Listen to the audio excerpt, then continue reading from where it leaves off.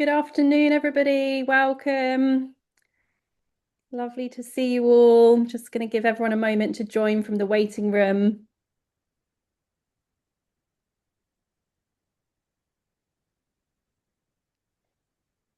Welcome, welcome, welcome.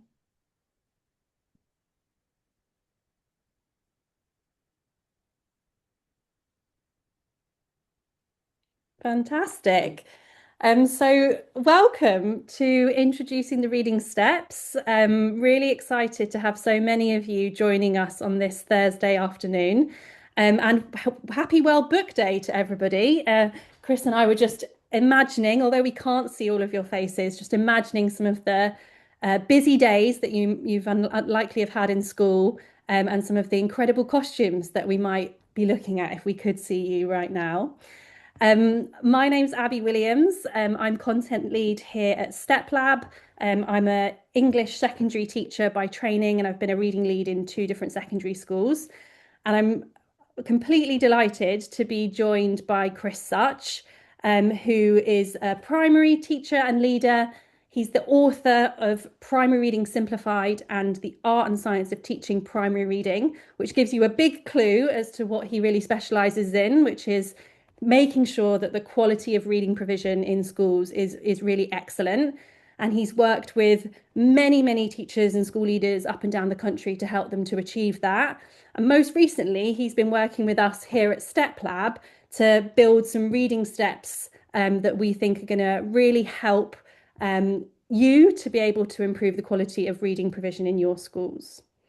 So we're excited to get stuck in, and we're going to spend a little bit of time talking to you about what the evidence says about teaching reading, um, and really leaning on lots of the research and the work that Chris has done. And then I'm going to preview for you the reading steps on Steplab so you can see what is available. And then we'll spend the last part of the webinar thinking about how those steps can actually be used in schools.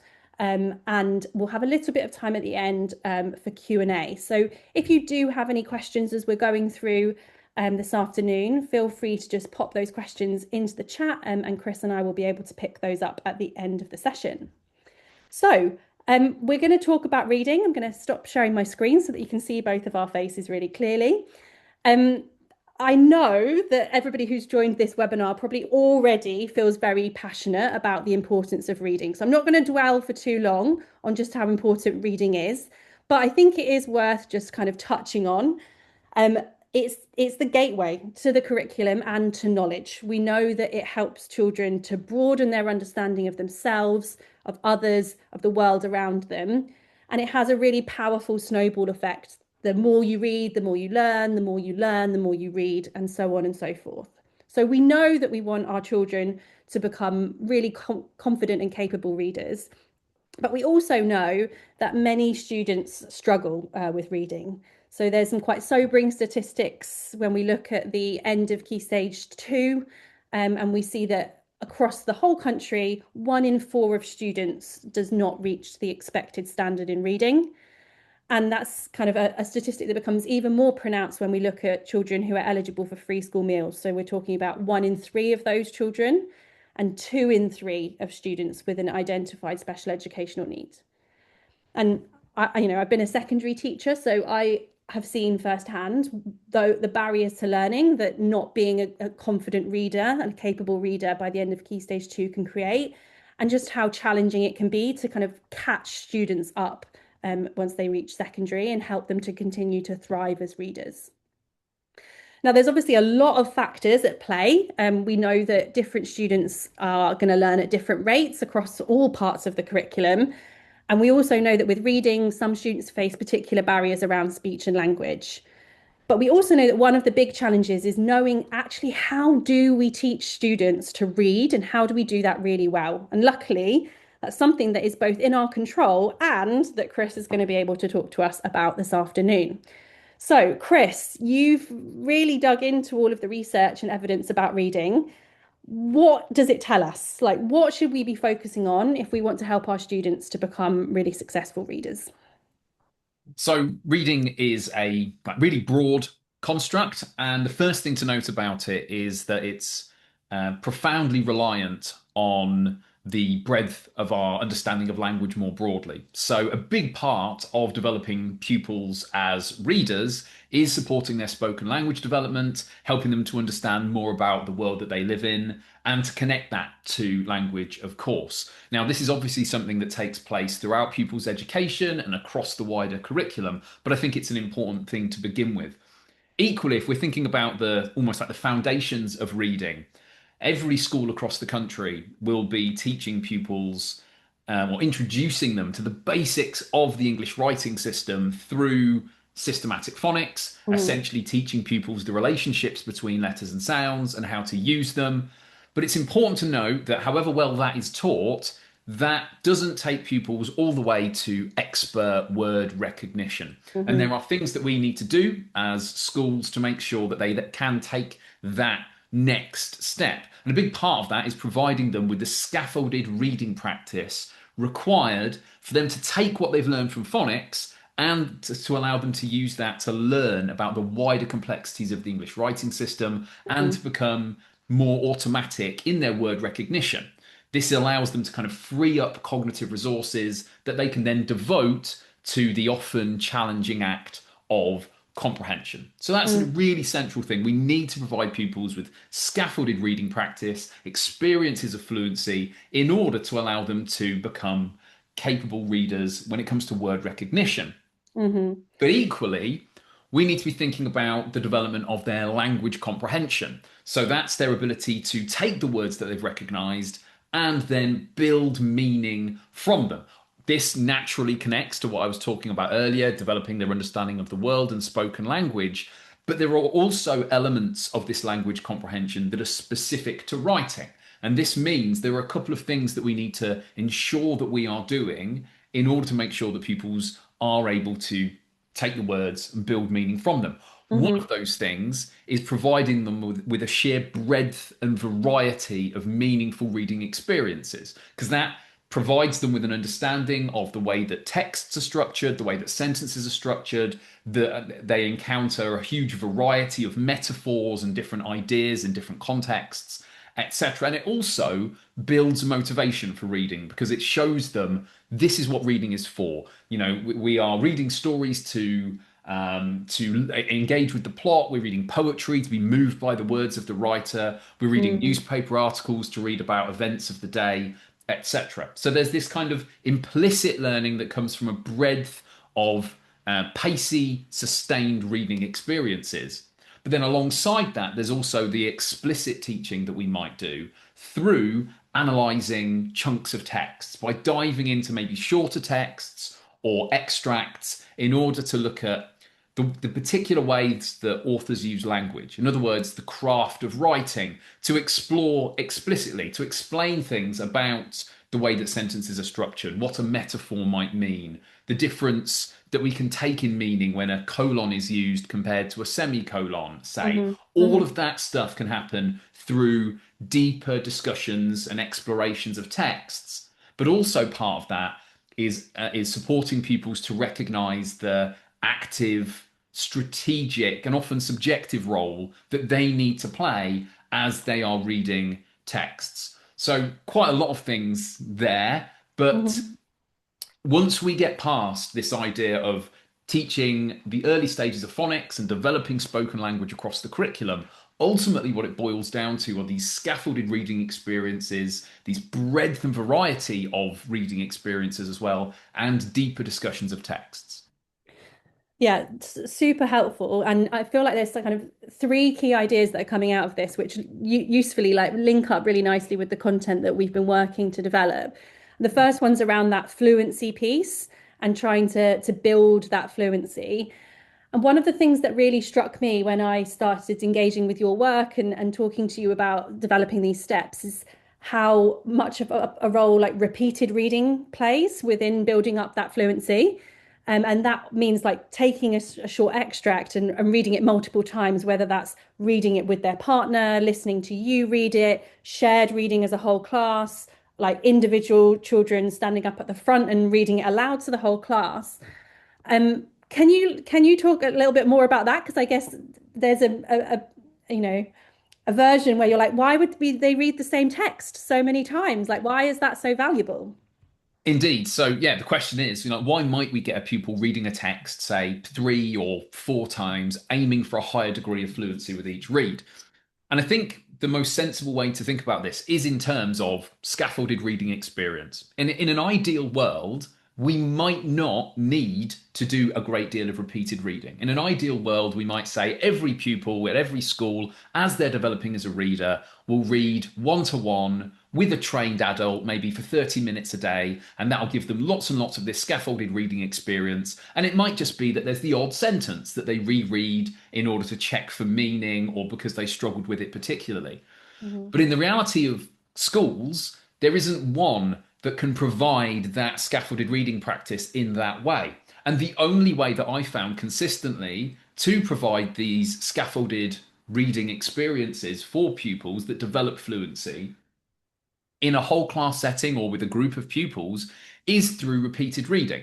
Because what you can then do is scaffold that reading practice by providing some sense of modeling so that when pupils are reading a text that's likely to be somewhere between 50 and 200 words depending on their stage of development, when you model this you're essentially giving them the chance to be ready when they encounter those words. They'll still need to decode through the entire word, but once they've got to the end of it, they might be like, "Oh no, that's wasp, not wasp. Mhm. I remember the teacher mentioning it a moment ago." So it just provides a bit of scaffolding for this practice and this reading experience.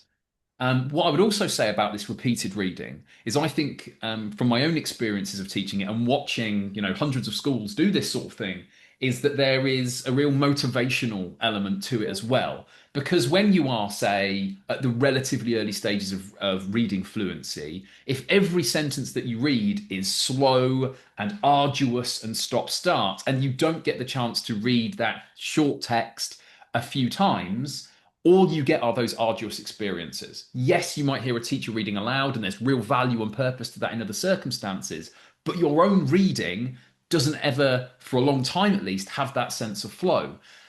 But instead, with repeated reading, from the very beginning, you're getting these experiences that show you, oh, this is where my reading goes. This is how much I'm going to be able to understand from a text once I can read it with a degree of fluency. So I think there's a motivational element to it as well. But the Mhm. heart of it really is about finding a way to provide groups of pupils and ideally whole classes of pupils with the scaffolded reading practice that they need to become fluent.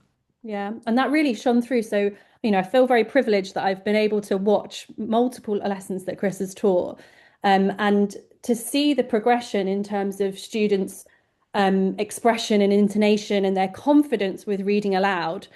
Like it just really struck me, and it's such a like dynamic, lively, kind of engaged experience. So I can, yeah, completely see how beneficial that would be.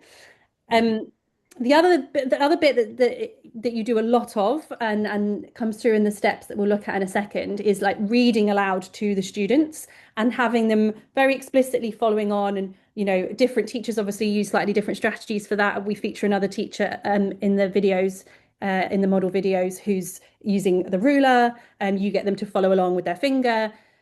Why is that so important to this bit where kind of you're reading aloud to them? Because I guess, another hesitation you might have is like the students become a bit passive, they're just listening. Like, is that still as valuable? Is that developing them as readers? So I think the essential purpose behind pacey reading aloud is that you are providing pupils with experiences of these texts whole, and it's a way to experience often whole texts, entire books, to do so across a number of lessons and to build their understanding of this written language. Now, the challenge with if I think an interesting way to engage with this is to say, well, what if we don't do this? What if Hmm. I'm not reading aloud to pupils? Because if you're not, at those stages where pupils are still relatively disfluent, and this can be at any age, at those stages where pupils are relatively disfluent, they're simply not engaging with a huge amount of text. They're not, enjoying stories, engaging with poetry, etc., in the way that you might want them to otherwise. In terms of making it kind of engaging and not in some sense passive, A lot depends on how you do it because you could just read for 30 minutes. And I'm, as a primary school teacher, there are certainly circumstances where I'd be perfectly happy to read for 10, 15 minutes just at some, like as part of story time or whatever it might be. But as part of teaching reading more explicitly, I'm not just reading for 30 minutes. There are regular pauses to explain and clarify certain bits of background knowledge or vocabulary. There might be pauses at key moments or at the end of chapters, say, to check pupils' understanding, to ask a quick question, to ensure that pupils are building meaning. So it is reading aloud, but it's considerably more accountable than that. It's Mm, really a way of building pupils' it's leaning into the importance of implicit learning for developing people's vocabulary, their understanding of the world, their understanding of text structure and sentence structure, but doing so in a way that is keeping them accountable and kind of nudging them to say, actually, you should be making meaning here, or if you're not sure about this, maybe we can reread this part together, say. mm.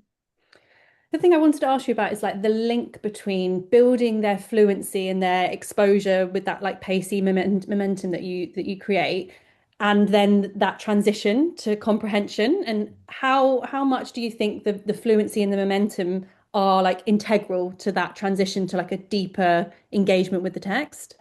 So I think ultimately the only way pupils are going to deeply engage with any text is either where it's read aloud to them and they're really kind of understanding it, particularly through the support of the discussion and the questions that a teacher asks, or if they're at that stage where you are developing them as fluent readers, if they can read it for themselves in a way that allows them to devote cognitive resources to understanding the text. So without that development of comprehension, if you just put a text in front of kids and say, off you go, start reading, and they're kind of gradually grinding their way through it, by the time they get to the end of a sentence or at the end of a paragraph, they've very little chance of understanding what's going on. So we have to build their fluency in order for them to be able to engage with texts in some sense independently. But equally, one of the things that we can, and I would argue should do with these kind of more pacey, meaningful experiences with texts is that when we get to the point that our class are more fluent, we can Hmm. start to introduce bits of silent, independent reading of that text and gradually build that up rather than just dropping them at the deep end at some point and saying, here's a chapter or here's 1,000 word text, read this, and then we're going to talk about it in a minute. We can gradually and intentionally introduce them to longer and longer bits of silent reading where we then discuss the text so that we are kind of, there is this transition from the teacher reading and kids kind of Hmm. listening and comprehending and maybe answering and asking questions of their own to, okay, I want you to take a little bit more responsibility for this now. Yeah. It's making total sense and like chiming with so many of my experiences in the classroom, but also the things that I've seen in the videos. And I can see already that people are asking questions in the chat about what the videos look like. And they are such a important part of the steps that we've developed. So let's take a look at what that looks like now. So here, if you can see my screen, this is my moment where I have to prove that I'm tech literate. Hopefully you can see it, Chris. Yep. Lovely.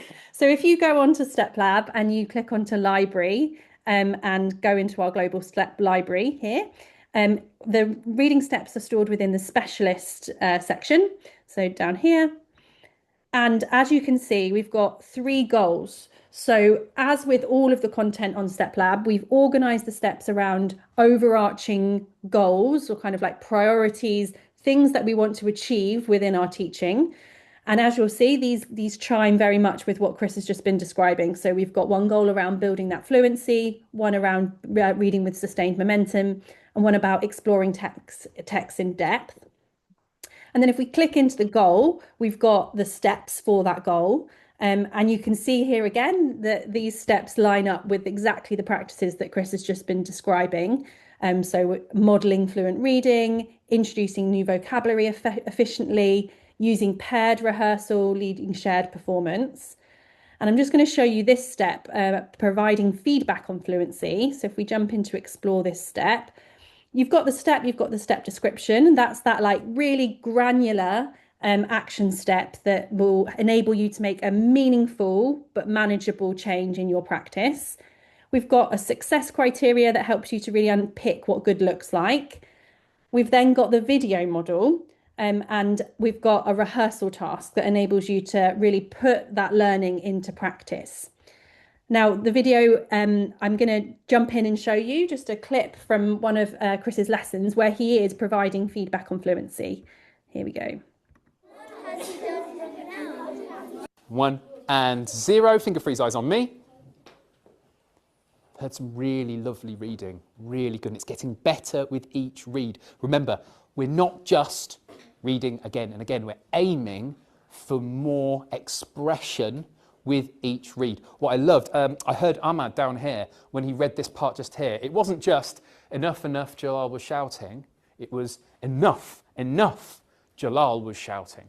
I could see the difference between the bit that Jalal said in speech marks and this speech tag just here, Jalal was shouting.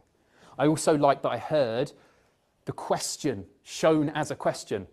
What had he done wrong now? One final tip from what I've heard so far is pay really close attention to these full stops. And I'm going to pause it there. I'm very impressed by Chris managing to keep a straight face while watching a video of himself teaching on screen. But as you can see, the videos that we have within these steps really model what fantastic practice looks like. And as well as Chris, feature other teachers. So yeah, we're really excited about people getting to see firsthand these practices kind of coming to life. The other part of the content that I'll just nod to are the study modules, the insight modules.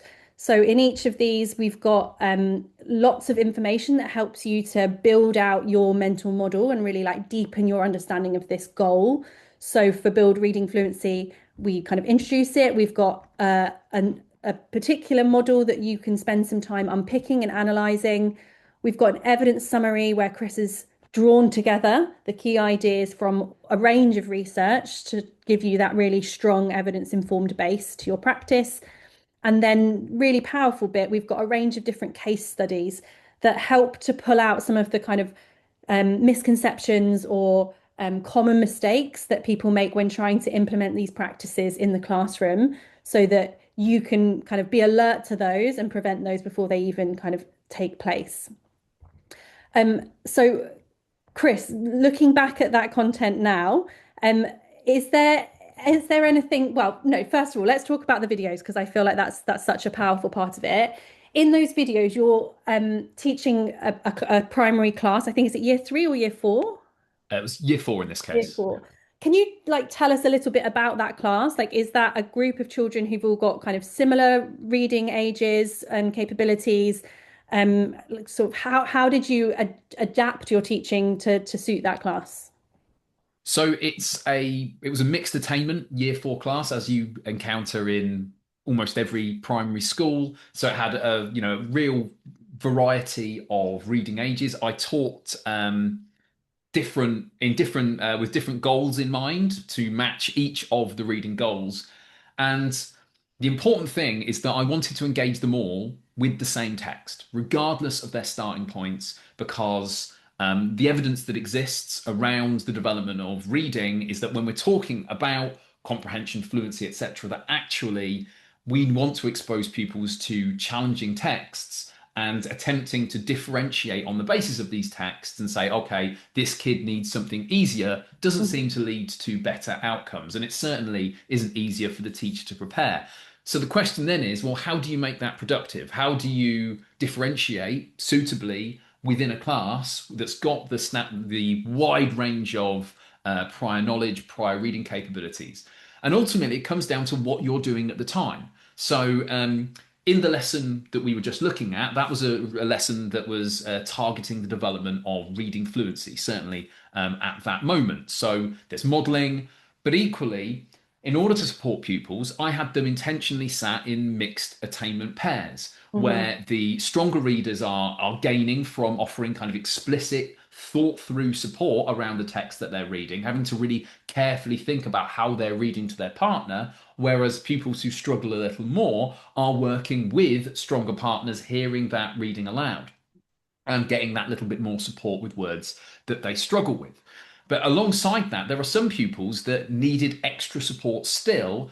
And Mm. rather than say, no, I'm going to work with completely different text, in order to allow us to share in the same modeling, the same discussion, to have that kind of inclusive sense within the class, what we're then doing is providing extra echo reading support for those pupils, either on a smaller group basis, or in the case of this class, it was occasionally just with a couple of pairs that Mm. needed a little bit more of that.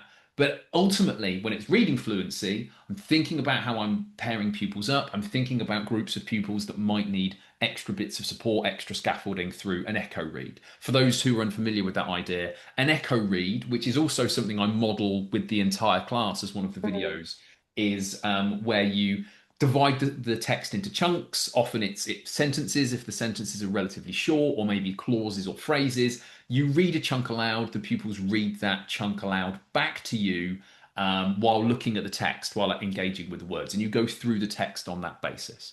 In other when I had other goals in mind, when I was say thinking about reading with sustained momentum, kind of trying to give pupils this breadth of reading experience, something that kind of accumulates over time, the support I'm offering there, both to those who are a bit stronger and those that need more support, are through the questions that I ask, Mm. or the points at which I choose to recap parts of in this case it was part of a story that we were reading, but it's the points at which I choose to recap, the questions that I choose to answer. And inevitably, when you're reading at pace, what you find is that stronger readers inevitably are picking up on some of the more subtle and nuances of the language, whereas those that struggle a little bit more are comprehending, in this case, a story on a slightly more basic level, but they're still taking plenty from it. So there's Mm. this wonderful nature of reading aloud at pace with pupils that allows pupils to take different things from it depending on where they're at. Kind of the Mm. last kind of teaching that or purpose for reading that I might engage with, that deeper text discussions.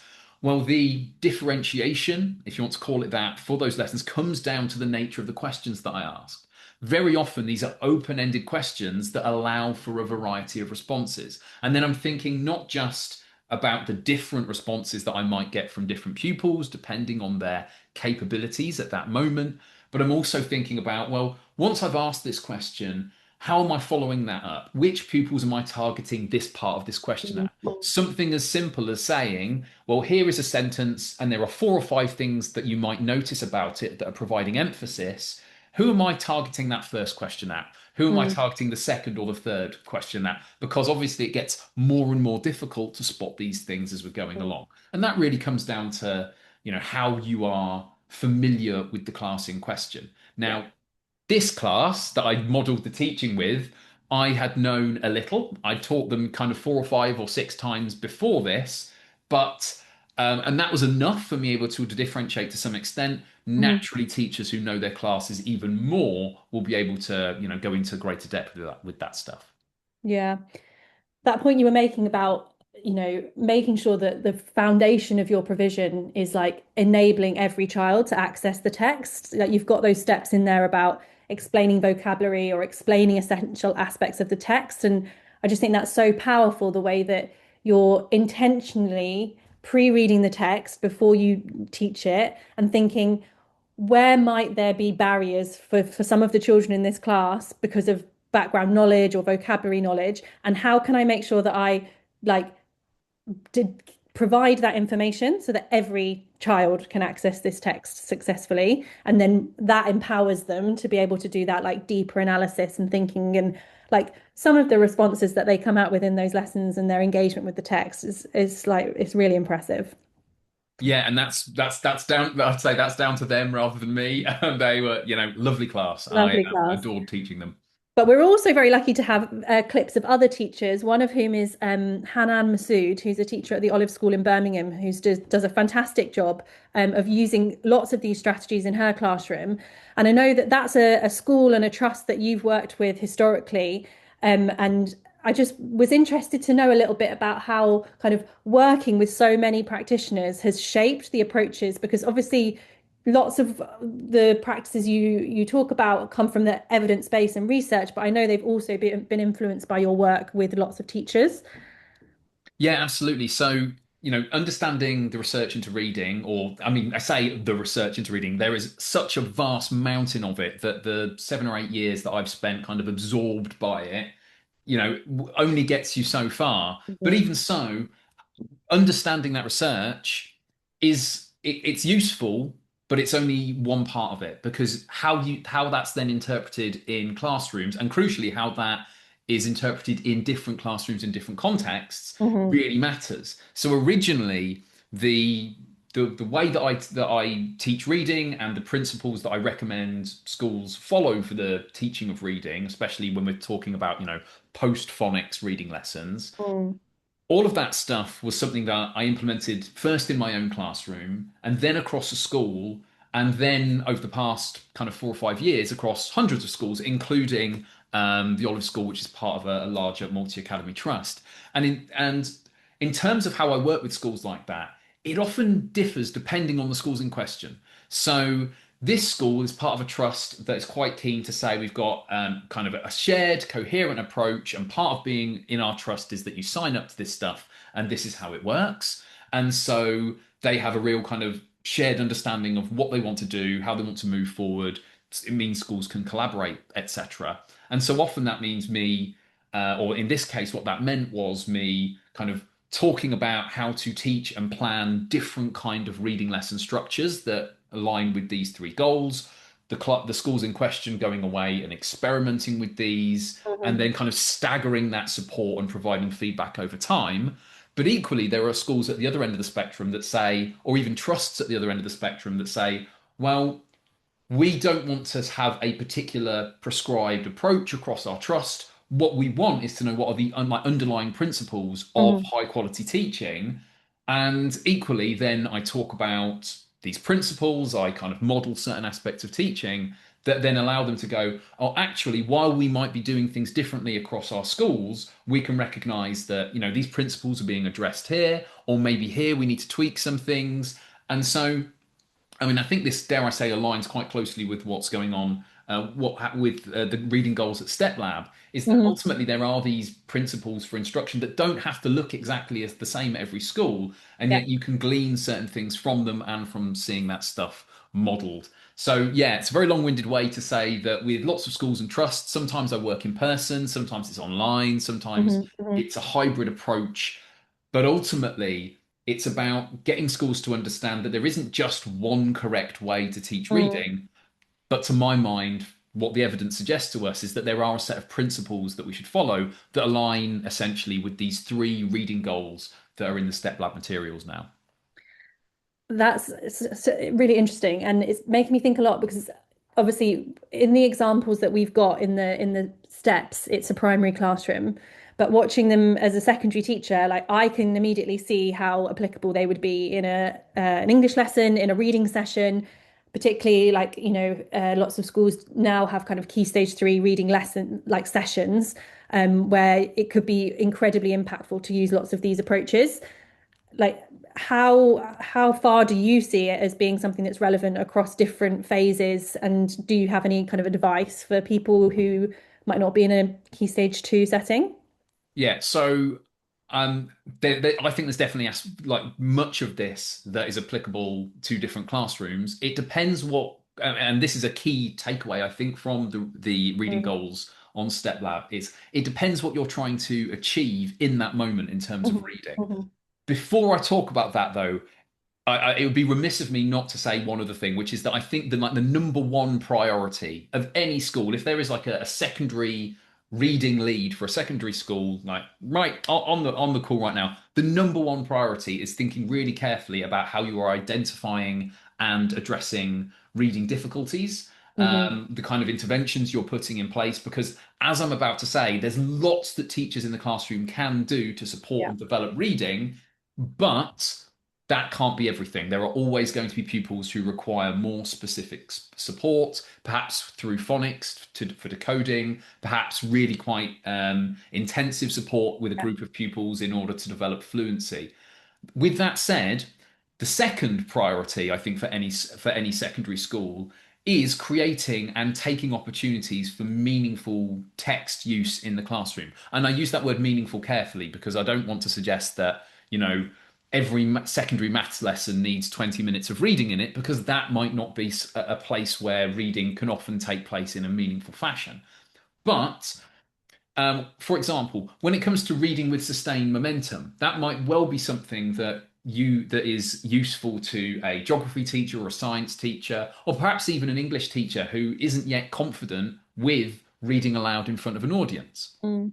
Um, and so there might be potential for using these videos, these resources for developing kind of shared routines within a department, or perhaps even across a whole school, or even just sharing expectations around what reading aloud should look like. Now, that might be reading aloud because you're, reading a text, like I say, in history or geography. But, my partner's a secondary maths teacher, and one of the things that she likes and about some of the videos that I've already shared with her on this is the fact that it supports her in what her school call, I'm not sure they call it exactly drop everything and listen, but it's Mhm. something along those lines. It's like form time reading, essentially. Mhm. Mhm. And there are things that I think that it's easy for English teachers and primary teachers kind of to take for granted, like the idea that teachers are automatically comfortable with how they might go around reading aloud to pupils. Yeah. And this reading goal on reading with sustained momentum doesn't take that for granted. Suggests that maybe there are whole school routines that are beneficial, and that there are success criteria that individual teachers or groups of teachers might work on together. Beyond that, there are other goals beyond reading with sustained momentum. It might be that if you are a classroom teacher that's working with a struggling group of pupils, either as a whole on a whole class level or in a smaller group, it might be the case that you think, well, actually, I do want to target fluency development. How might I go about that? And again, the reading goal related to developing fluency through scaffolded reading practice provides, I think, a lot of really useful information and guidance on that. Beyond that, it might be that you are a teacher that wants to engage pupils in a discussion around a text. You might Mhm. want to explore language choices, or why the author has done this, or what this means in this context. And secondary English teachers are already the experts on this. Mhm. And yet, we can't take for granted that across the rest of the school, that teachers necessarily know how they might engage pupils with texts in this way, in a way that's beneficial for all involved.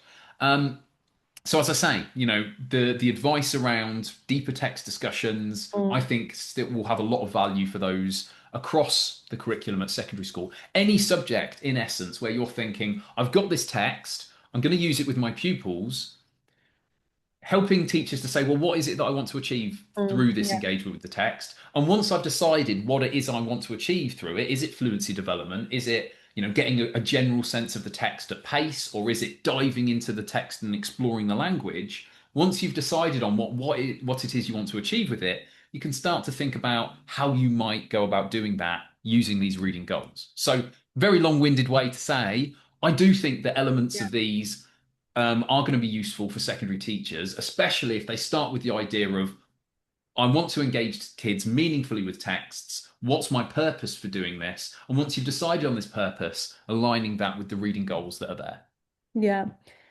That's really resonating with me. And yeah, I'm just thinking about a kind of reading program that we had in my last school where we kind of made it multi-purpose. So we used texts that had a kind of PSHE angle to them or current affairs angle, and then used not all, because I hadn't unfortunately learned from Chris at this point, but some of the strategies that you're talking about, and that like read aloud, then read in pairs, and how powerful that was. So just think there's so much scope. Questions come through about the videos on the platform. We would love to have some secondary videos. We don't at the moment have any, but we are really interested in hearing from anybody who starts to use the steps and would be interested in helping us to build out those models. So watch this space, because we will definitely put out some feelers to try and get some of those videos as we go through. You've touched on this a little bit already, Chris, and that kind of like strategic thinking that you would recommend leads do. So I wondered if you could just talk about that a little bit more. I'm just thinking now, like, if I was about to go back into school and I wanted to use the steps to improve the quality of teaching of reading, like where would you start? What would you recommend that people do next? So a lot here depends on what you want to achieve and the context that you're working in. So one way that schools might use these steps, say if they are a primary school who is currently not particularly happy with the way that reading is taught for whatever reason, it might be that they use these reading goals, use the steps that are associated with them, alongside, my book, Primary Reading Simplified, which has this, implementation plan, etc., to say, well, how are we going to consider changing reading across the school over the next 12 months? So, Hmm. in the broadest sense, as a school leader, you might be looking at that and saying, well, in combination, these are resources that can be used quite comfortably to consider how to change reading across a school or to evaluate the way that you're currently teaching reading and to make tweaks in certain areas. But equally, you might be a school that says, well, we're quite comfortable with like the way that we teach reading more broadly, but from reading the insight modules, recognizing the reading goals, we recognize that actually we're doing this and this quite well, but maybe when it comes to the teaching of fluency, we're spending too much time on X, Y, and Z. We've not recognized the underlying goal of it, or maybe teachers' modeling isn't the way that I think it could be. And Hmm. then what you can do is either potentially focus on an area of reading, perhaps use the videos and the insight modules within a professional development meeting slash staff meeting. And then from that, say, okay, well, this is what we're going to work on. I mean, equally, it might be the case that it isn't a group of teachers. It might be that you are an individual teacher, or perhaps even a coach, and you're working on or a coach who's working with a teacher, and you're observing practice and say, well, I love what you do here, and I can see from what you're from the way you're teaching and the discussion we've had, the reason why you're teaching this reading lesson and what you're trying to achieve. With that in mind, let's look at these steps and say, well, are there elements of this where we agree, you might need to improve, or you might like to improve, or you might like to focus. And from this, let's look at the success criteria. Let's see if there's something that we can take forward in the teaching of reading on an individual basis. So I think there is scope for all sorts of levels. It could be whole school Hmm. change, it could be, a department or a group of teachers, but equally, it might be just as valuable for, just an individual teacher to hone their craft in an area of reading. Yeah, that's two really important messages that I think are, really fundamental to the work that we do at Steplab. One is like flexing things to make it work for your specific context, because no school is the same as any other school. So what is appropriate and right and relevant in one school is going to be different to another. But also that we're thinking like really strategically about what's the highest leverage thing that we can do to try and drive things forward, and focusing our attention on that, and investing in doing that in a really thorough and rigorous way. Yeah, thinking really hard about what the right thing is to do. There's a couple of questions coming through in the chat, and I'm just going to open that up again in case anybody else has other questions that they've been waiting to ask. While I ask you one last question, Chris, from me, which is, what do you see as being like the most common pitfall that people fall into when they start to think, oh, we want to improve the quality of reading provision, like we're going to get stuck in, like what's the mistake that people often make?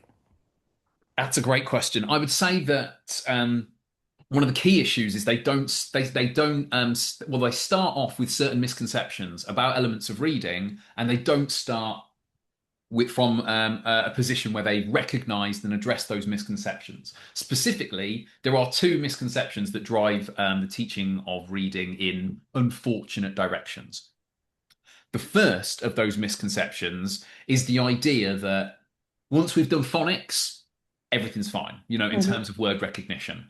When in fact it is that there is a huge amount that relies on the scaffolded reading practice that I mentioned earlier. So that's the first thing, the idea that, you know, word recognition is taken care of by phonics, and once we've taught phonics and kids have passed the phonics screening check, say, or at secondary school, once kids have shown that they've done an intervention and they are capable with the basics of initial decoding, that's fine, that word recognition is taken care of. So the first problem is like this misconception around the development of word recognition, that phonics takes care of it entirely, when Hmm. really what that does is provide a tool that you Hmm. can then use to become more capable at word recognition through scaffolded reading practice. The second misconception that's really common and that leads to unfortunate practice is the idea that the teaching of comprehension can be boiled down to a set of question answering skills that are teachable and Hmm. transferable. How to answer particular categories of questions that are used to, as I say, categorize the questions in a year six SAT, say, or in a Or at a GCSE. or a comprehension or a standardized comprehension assessment that kids might do in secondary school as well. So these, often kids will arrive at secondary school. There'll be some kind of standardized comprehension assessment, which isn't a bad idea. But then the organisations that sell these comprehension assessments will try and say that, oh well, from question level analysis, you can see that kids have struggled to answer inference questions or questions that require Retrieval. summarising. It's like these are not teachable, transferable skills. In each of these cases, the ability to answer these questions comes down to the fluency of the kids when it comes to their word recognition and Hmm. also their understanding of the specific written language and its connection to the world. And so ultimately, schools, the biggest problem, it's a very long-winded way to get to the same point, but ultimately the problem is they start off with these two misconceptions, and rather than kind of finding out about these and addressing them and then setting off in a different direction, they just look for more efficient ways to kind of to do these things that they've already been doing that have been misconceived. Hmm. Hmm. Yep. And I can completely see that how that happens. And I'm very grateful that you've called that out. Um, so a couple of questions have come through, and feel free to pop a question in now if you've got one. Um, I am going to share in a moment again how you can access these on the platform. Just to say that if you are currently just using Steplab for your ECTs, then I don't think you will currently have access. But I will show you who to speak to if you'd like to get access. Um, a really interesting question around like if sorry, you I was were about to say, shall I just start? I was about to kind of read some aloud and dive in. Is that okay? well, let me just ask one because I've seen it and I think it's important. How do you work with students who are don't love the repeated reading practice, like they don't find it motivating? How do you get the buy-in to that? Like, because we know it's beneficial for them in terms of Mhm. their progress. How do you get them on board?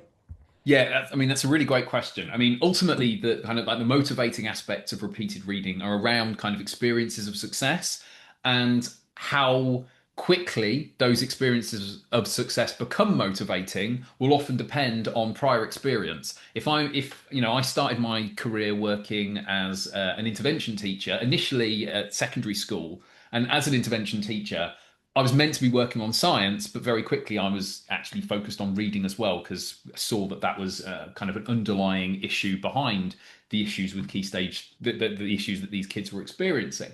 And it's a very long-winded way to say that these pupils often had had such a long experience of struggling with reading Yeah. that it was quite a long time before doing anything with reading was remotely motivating. And so often it was about kind of making sure that the sessions were relatively targeted, that they were relatively brief, that I was kind of leveling with pupils that this isn't going to be something that they're going to find immediately valuable and enjoyable, but down the Mm. line it would pay off in terms of their learning and their ability to access text, etc. Now, that's kind of a quite niche aspect of this, where we're talking about pupils who are really demotivated by reading. But there are other circumstances where pupils might not feel that repeated reading is particularly motivating, even, in a, standard primary classroom.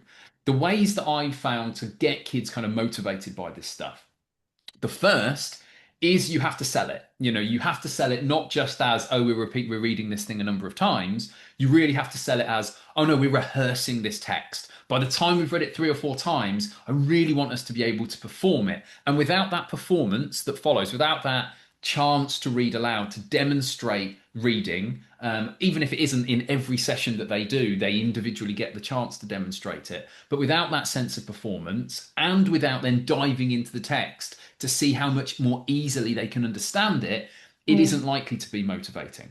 The second part of that is that when kids are, doing that rehearsal, if you've got them reading in pairs as a way of doing this repeated practice, if it's quite a long text, you might find that kids are, having to wait a considerable time for their turn. And after a while, kids are fine with this. Kids are following along in their own copy of the text. But at first, you might think, you know what? I'm going to do this repeated reading in a slightly different way. Maybe I'll get kids taking it in turns on a sentence by sentence basis, so they're not waiting as long, as it were, for their turn. There are it might equally be the case that as I model in the lessons, you want to do 10 minutes worth of practice. And if you're working with, say, year 2, year 3, year 4, maybe even older pupils, that's a long time to Yeah. concentrate for.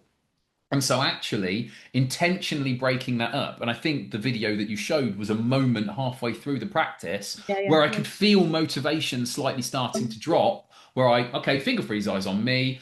And I gave some feedback, I praised some pupils, and then said, okay, 3 or 4 minutes, off you go. I think it's really important that kids don't feel like this practice is endless. They know how long they're practicing for, and they see kind of what it leads to afterwards in terms of their ability to understand the text and their ability to read aloud.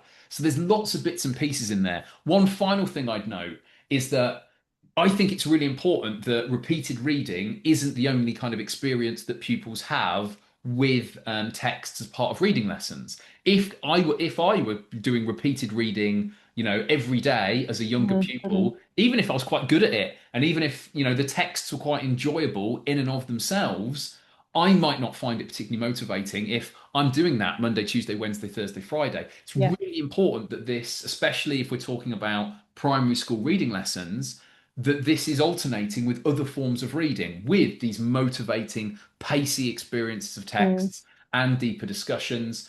One final thing as well is to say, think about text choice, Yes. because The one that was in my head, yeah. yeah, think about, so I remember working with a group of year 3 pupils where, we were looking at relatively short texts and they were kind of get on board with repeated reading. I could see what they were learning from it, but it only really started to sing for them when occasionally I would, take a text and say, well, actually, last week we went to, Nene Valley Railway, and loads of the kids are interested in steam trains in a way I had no idea they would be, even more than I hoped they would be. So I'm going to find a text. I might use something like ChatGPT to create me a quick information text on this subject that I know that they are interested in, and then to be able to say, this subject we're interested in, we're going to learn more about it today. So Mm. thinking about text choice is really valuable as well. In particular, I think poems are superb for this kind of Yeah. repeated reading. There's a sense of motivation that comes from that I think is valuable as well. So there's loads of things that you can do, not just one thing. I hope that even though there were lots of things, that was a relatively coherent answer to your question. Yeah, and I feel like the theme that comes through in all of the things you were saying is that piece around like really getting to know your students. And so knowing like what's the reason that they don't feel motivated and then trying to tackle that reason specifically, but also get to know your children, get to know their interests and how therefore you can sell it to them and present it to them in a way that's going to build that buy-in initially. Mhm. And then I think again has a snowball effect, doesn't it? Because the minute that they start to feel a bit more confident with it and start to reap the benefits, it's a self-fulfilling spiral of them then like being more intrinsically motivated. Yeah, I mean, the thing that this reminds me of a little bit is, my first love was teaching mathematics. And one of the things you note is that I can think of almost nothing less motivating than working my way through a load of, written addition, subtraction, multiplication, division questions. Once kids, and that's true for kids as well, until they can do it, and once they start to Mm. feel and experience that sense of success, that's one of their favorite things to do. They'll happily sit there and churn through a set of questions, getting them right as they're going along.